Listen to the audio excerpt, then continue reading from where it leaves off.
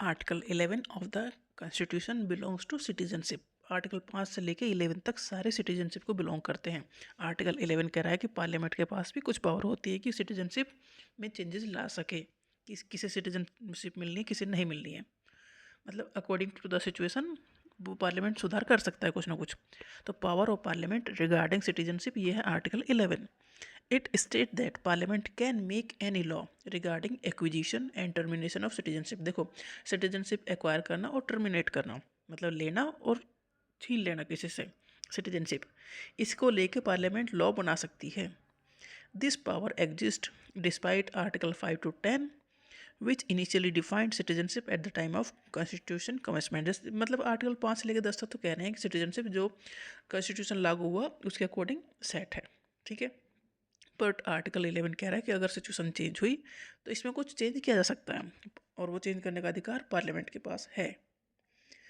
तो आर्टिकल 11 कह रहा है कि सिटीजनशिप एक्विजिशन और टर्मिनेशन में पार्लियामेंट कुछ चेंजेस कर सकती है। Parliament has the full power to change, modify और create new rules about citizenship whenever needed. Citizenship में अगर कुछ चेंजेस चेंज करने की जरूरत पड़ी तो पार्लियामेंट कर सकती है। Using this power, Parliament enacted the Citizenship Act 1955।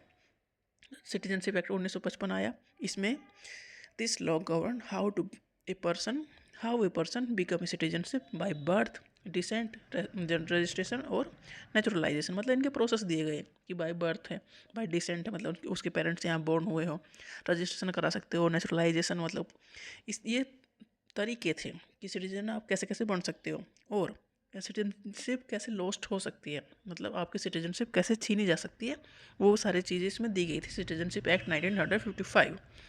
तो ये आर्टिकल 11 के अंदर ही आता है कि पार्लियामेंट के पास पावर है कि इसमें कुछ चेंज करना है तो कर सके सिचुएशन के हिसाब से, कैसे सिटीजनशिप देनी है और कैसे सिटीजनशिप लेनी है।